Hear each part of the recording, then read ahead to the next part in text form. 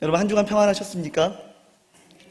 어제는 봄비였는지 여름비였는지 잘 모르겠지만 아무튼 뭔가가 잔뜩 와서 뭔가 새롭게 변화되어지는 어떤 그런 느낌을 많이 좀 느끼는 시간이었던 것 같습니다. 혹시 여러분 오늘 아침에 늦잠 주무신 분 계십니까? 늦잠? 저는 종종 늦잠을 자게 돼서 좀 큰일이 벌어지기 하는데요. 늦잠이 깨서 부랴부랴 그렇게 하루를 시작하다 보면 문득 이런 생각이 들 때가 있습니다. 내가 지금 깨어있는 게 맞나? 내가 지금 살아있는 게 맞나? 이렇게 말이죠. 마치 꿈속을 헤매는 것처럼 멍한 기분으로 하루를 보내는 것 아닌가 그렇게 싶을 때가 있습니다. 예전에 TV에서 아주 흥미로운 그런 다큐멘터리를 하나 본 적이 있는데요. 깊은 겨울잠에 빠졌던 그런 개구리가 따뜻한 봄 햇살을 느끼고 그렇게 깨어나는 그런 장면이었습니다. 웅크리고 있던 그런 몸을 쭉 펴면서 마치 그 세상을 향해서 그렇게 힘차게 나아가는 그런 모습이 얼마나 생동감이 넘쳤는지 굉장히 크게 와닿았었습니다. 마치 오랫동안 닫혀있던 문이 활짝 열리는 것 같이 말입니다. 그런데 문득 그런 생각이 들었습니다. 우리의 영혼도 혹시 이렇게 익숙한 일상이라는 그런 긴 겨울잠에 빠져있는 건 아닐까? 매주 예배도 드리고 말씀도 듣고 그리고 기도도 하지만 정말 우리의 심장이 뛰고 우리의 영혼이 깨어나 그 부활의 생명력을 온전히 경험하며 그렇게 살아가고 있을까? 그래서 오늘 저는 여러분께 조심스럽게 여쭤보고 싶습니다. 여러분은 지금 진정으로 살아있는 삶을 살고 계십니까? 숨 쉬고 있고 움직이고 생각하는 것을 넘어 우리의 존재 깊숙한 곳에서부터 끌어오르는 그 생명력, 그 부활의 능력으로 충만한 삶을 그렇게 경험하고 계시냐라고 그렇게 질문드리고 있는 것입니다. 우리는 매주 이 자리에서 아멘이라고 이렇게 화답을 합니다. 예수 그리스도의 부활을 믿는다라고 그렇게 고백을 합니다. 그러나 그 아멘이 2000년 전 골고다 언덕에서 울려 퍼졌던 그 강력한 생명의 외침처럼 지금 우리의 굳어진 일상을 깨트리고 무너진 감각을 되살리고 멈춰버린 심장을 다시 뛰게 하는 그런 역동적인 힘으로 살아 움직이게 하고 있는지 우리는 오늘 이 시간 스스로 질문해 보기를 원합니다. 어린 시절 저는 죽은 줄 알았던 그런 화분을 한번 살려냈던 그런 경험이 있습니다. 앙상한 가지에 물을 주고 햇볕을 쬐었더니 놀랍게도 새순이 돋아나고 꽃이 피어나는 그런 경험을 해보았습니다. 그 작은 생명의 부활은 어린 저에게도 굉장히 큰 감동이었습니다. 마치 굳게 닫힌 무덤에서 뛰쳐나오시는 예수님을 보는 것처럼 말입니다. 오늘 저는 여러분께 감히 도전합니다. 우리의 믿음이 옛 역사 속의 이야기가 아니라 지금 이 순간 우리의 삶의 모든 영역을 변화시키는 그런 살아있는 능력이 되도록 우리의 스스로를 말씀 앞에 정직하게 드러내기를 원합니다. 죽음을 이기신 그 부활의 놀라운 역사가 우리의 두려움을 용기로, 절망을 소망으로, 미움을 사랑으로, 무관심을 헌신으로 그렇게 바꿔놓는 놀라운 경험이 이곳에 함께하는 우리 모두에게 이루어지기를 예수님의 이름으로 축복합니다. 오늘 우리가 함께 읽은 본문의 말씀인 고린도후서 5장 14절부터 19절 말씀은 그리스도의 사랑과 부활의 능력이 우리에게 어떻게 영향을 미치는지를 아주 잘 보여주고 있습니다. 특히 고린도후서 5장 14절은 우리에게 강력한 진리를 선포를 합니다. 함께 읽겠습니다. 그리스도의 사랑이 우리를 강권하시는도다. 우리가 생각하건대 한 사람이 모든 사람을 대신하여 죽었은즉 모든 사람이 죽은. 아멘. 여러분 여기서 강권하다라는 말 여러분 좀 어떻게 느껴지시나요? 여러분 이 단어는 단순히 이끈다거나 권유한다라는 그런 부드러운 표현이 아닙니다. 이것은 마치 거대한 파도가 우리를 덮는 것처럼 거부할 수 없는 강력한 힘으로 우리를 사로잡는 그런 사랑을 의미하는 것입니다. 숨막힐 듯한 그런 헌신, 모든 것을 다 내어주는 그런 희생, 그 어떤 조건도 바라지 않으시는 그런 일방적인 그런 사랑, 바로 그 십자가의 사랑이 우리를 강권하시는 그리스도의 사랑인 것입니다. 너무나 압도적인 그런 사랑, 너무나 뜨거운 그 사랑이 나를 사로잡아 내가 스스로 순종하지 않을 수 없게 만드는 그런 힘을 의미하는 것입니다. 여러분 혹시 그런 사랑을 경험해 보신 적이 있으십니까? 아마 이런 사랑은 대부분 어린 시절 부모님과의 관계 속에서 경험해 보셨을지도 모르겠습니다. 어린 시절 사춘기 같은 그런 마음속 격변의 시간이 찾아오면 유독 부모님과의 마찰이 심해집니다. 저도 똑같았던 것 같습니다. 괜히 반항하고 싶고 왠지 애 취급하시는 부모님의 말들이 하나하나 다 기분이 나쁘고 짜증도 나고 그래서 괜히 더 엇나간 행동을 해 보이기도 합니다. 사실 마음속에 이러면 안 된다라는 걸 모르는 것은 아닌데 자기 스스로도 굉장히 혼란스럽지만 또 갑자기 자존심이 생겨가지고 더 센 척, 더 강한 척, 더 당당한 척 그렇게 스스로를 포장해서 부모님의 마음에 대못을 박았던 시간들이 있었습니다. 그런데 그러면서 지켜보는 겁니다. 나의 부모님이 나에게 어떻게 행동하는지요. 그런데 그때 스스로도 죄책감에 애써 감추고 혼란스러워하던 그때 충분히 야단 맞을 상황임을 알고 있는 그때 부모님이 힘들게 참아주시고 기다려주시고 안타까워해주시고 그럼에도 사랑을 표현해주시고 그런 모습이 그런 마음이 보이는 겁니다. 여러분 그게 느껴지는 거예요. 저는 그렇게 저를 부여잡고 눈물을 흘리시며 새벽마다 기도하시던 그 어머니의 기도를 들으며 아 내가 정말 사랑을 받고 있구나 가슴이 벅차서 미안하고 죄송해서 눈물이 터지고 스스로 고개를 숙였던 그런 기억이 있습니다. 여러분 그 순간은 아무도 저를 억지로 그렇게 끌고 간 것이 아니었습니다. 그 변함없는 사랑, 그 일방적인 사랑이 나를 그렇게 무너뜨렸던 것입니다. 그 사랑이 나를 자발적으로 변하고 싶게 만들었던 것입니다. 사랑하는 여러분, 십자가의 사랑이 바로 그렇습니다. 우리를 억지로 끌고 가는 것이 아니라 그 사랑이 너무 커서 그 사랑이 너무 깊어서 우리가 자발적으로 무릎 꿇게 만드는 그런 사랑인 것입니다. 사랑하는 여러분, 우리가 경험하는 일방적인 사랑과 그런 감정과는 차원이 다른 우리를 완전히 변화시키는 그 사랑을 여러분 느껴보신 적이 있으십니까? 죄로 물든 우리를 구원하시기 위해 하늘 보좌를 버리시고 이 땅에 오셔서 온갖 수모와 고통을 감당하시고 마침내 십자가에 매달려 돌아가신 그 예수 그리스도의 그 처절한 사랑 말입니다. 여러분 그 십자가는 단순한 그런 형틀이 아닙니다. 그것은 우리를 향한 하나님의 불타오르는 뜨거운 심장이며 멈추지 않는 헌신의 증거인 것입니다. 여러분 가장 최근에 이 십자가의 사랑이 여러분의 삶을 어떻게 움직였습니까?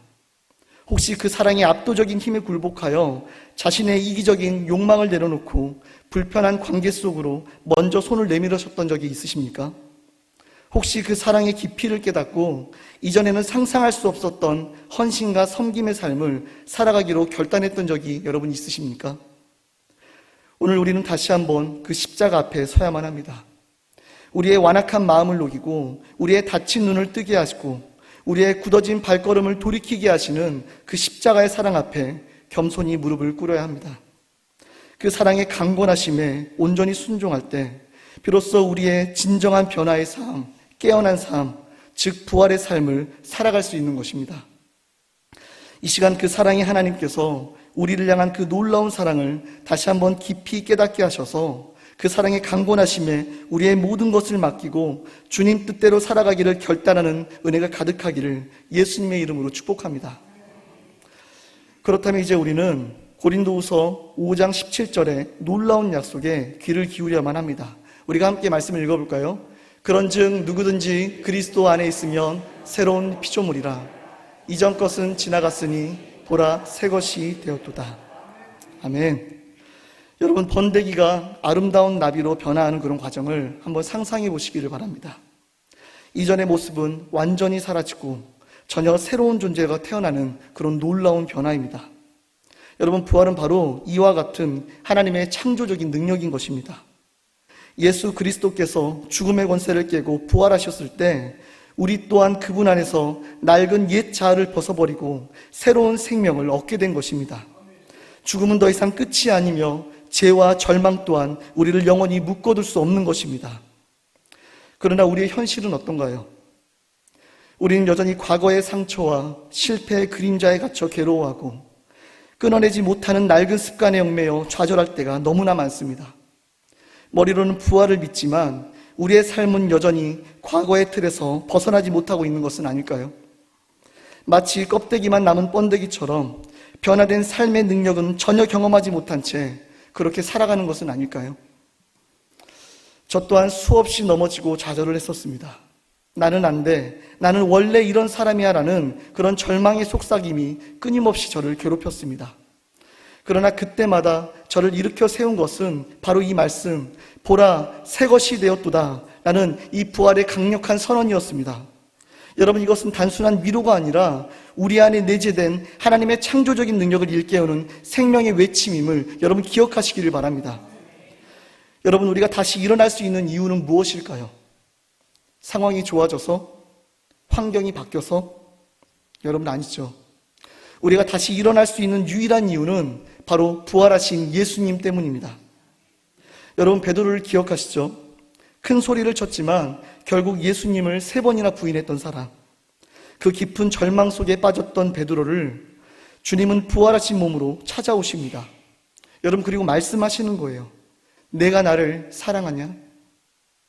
여러분, 이 질문은 비난이나 책망이 아니었습니다.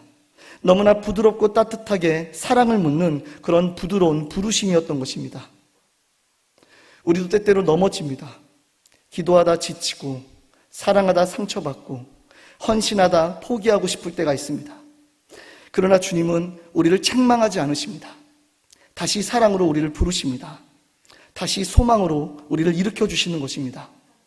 괜찮아. 다시 시작하자. 여러분, 부활은 단순한 사건이 아니라 우리의 매일의 삶 속에 계속되는 새로운 시작임을 여러분 꼭 기억하시기를 바랍니다. 사랑하는 여러분, 오늘 이 자리에서 과거의 모든 짐을 다 내려놓으시기를 바랍니다. 죄책감, 수치심, 두려움, 절망, 그동안 끊어내지 못했던 낡은 습관까지 부활하신 예수 그리스도의 발 앞에 모두 내려놓으시기를 바랍니다.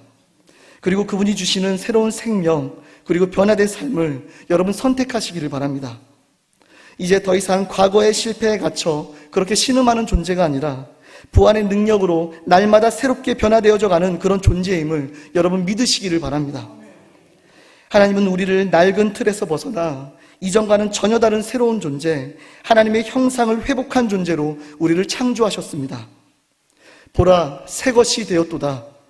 여러분, 이 부활의 외침을 우리의 삶의 기준으로 삼고 날마다 우리 안에서 역사하시는 부활의 능력을 경험하며 이전과는 비교할 수도 없는 그런 충만한 은혜의 삶을 여러분 살아가시기를 바랍니다.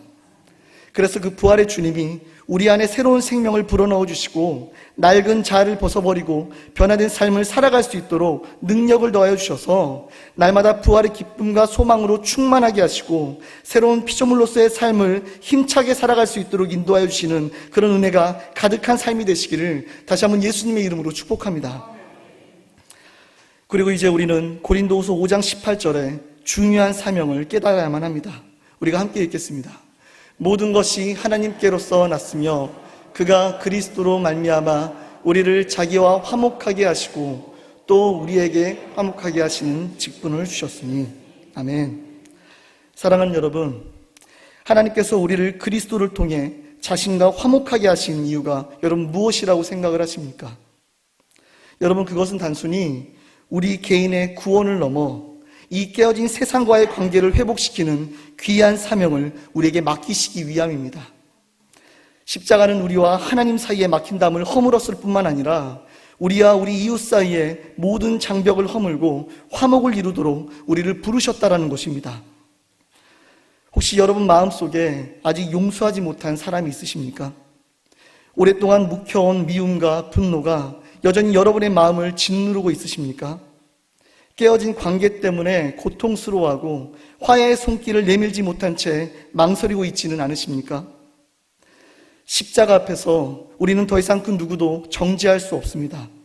우리 모두는 하나님의 크신 은혜로 구원받은 죄인일 뿐입니다. 우리가 먼저 하나님의 용서를 경험했듯이 우리 또한 서로 용서하고 그렇게 사랑해야 할 의무가 있음을 여러분 기억하시기 바랍니다. 우리가 기억해야 하는 것은 화목하게 하는 이 직분은 특별한 사람에게만 주어진 것이 아니라는 것입니다. 이 화목의 직분은 부활하신 예수 그리스도를 믿는 우리 모두에게 동일하게 주어진 거룩한 사명임을 여러분 꼭 기억하시기를 바랍니다. 여러분 생각해 보십시오. 우리가 받은 이 놀라운 사랑과 용서를, 우리가 경험한 이 부활의 기쁨과 소망을, 여러분 이 귀한 이 선물을 여러분 우리만 간직하며 살아갈 수 있을까요? 여러분 아닙니다. 우린 이 복음을 들고 세상으로 나아가 상처 입은 영혼들을 위로하고 깨어진 관계를 회복시키고 미움과 갈등으로 가득한 이 세상에 하나님의 사랑과 평화를 전해야만 하는 것입니다. 우리가 먼저 그렇게 화목의 도구가 되어질 때 비로소 세상은 하나님의 치유하시는 손길을 경험하게 된다는 것을 여러분 기억하시기 바랍니다. 여러분, 그렇다면 오늘 우리는 누구와 화목해야 할까요? 우리의 가족, 우리의 이웃, 우리의 직장 동료, 어쩌면 오랫동안 연락하지 못했던 친구일 수도 있습니다. 주님께서 우리에게 먼저 손을 내미셨듯이 우리 또한 용기를 내어 먼저 화해의 손길을 내밀어야 하는 것입니다. 그래서 우리가 받은 그 크신 은혜를 기억하며 화목하게 하는 이 귀한 사명을 감당한 삶이 되시기를 예수님의 이름으로 축복합니다. 이제 말씀을 정리하도록 하겠습니다. 우리가 아직 죄인 되었을 때 하나님은 우리를 위하여 아들을 내어주셨습니다. 우리가 외면하고 돌아섰을 때에도 주님은 끝까지 우리를 기다리셨습니다. 그런데 그 사랑을 받은 우리가 때론 너무나 쉽게 사랑을 포기하고 너무 쉽게 미워하고 너무 쉽게 등 돌리고 살아가지는 않습니까? 주님, 우리를 용서하여 주옵소서. 다시 십자가 앞에 엎드립니다. 다시 그 사랑 앞에 무릎을 꿇습니다. 사랑하는 여러분, 주님은 지금도 여러분 한 사람 한 사람을 부르고 계십니다. 내 사랑하는 딸아, 내 사랑하는 아들아, 깨어나라. 새로워지자. 그리고 이제는 나와 함께 걸어가자. 그 부드럽고 강력한 주님의 음성 앞에 우리의 굳은 마음을 열어드리시기를 바랍니다. 지금 주님이 우리를 부르고 계십니다. 과거에 묶여있던 나를, 두려움에 갇혀있던 나를, 상처 속에 주저앉아 있던 그런 나를 주님께서 부활의 생명으로 새롭게 하시겠다라고 우리를 초대하고 계십니다. 그러니 오늘 담대히 결단하며 주님 앞으로 나아가시기를 바랍니다. 주님, 제가 여기에 있습니다. 저를 새롭게 하시고 화목의 사명을 감당하는 사람으로 세워주옵소서. 사랑하는 여러분, 꼭 기억하시기를 바랍니다. 죽음을 이기시고 부활하신 주님께서 우리와 함께 하시며 우리에게 말씀하십니다. 여러분, 우리는 새로운 피조물입니다. 우리는 부활의 생명으로 다시 살아난 사람들입니다. 주님과 함께 이제는 새로운 삶을, 새로운 사랑을, 새로운 소망을 향해 힘차게 걸어가는 인생이 되시기를 예수님의 이름으로 축복합니다. 살아계신 예수님과 함께 다시 그렇게 새롭게 시작하는 여러분 모두를 예수님의 이름으로 사랑하며 축복합니다.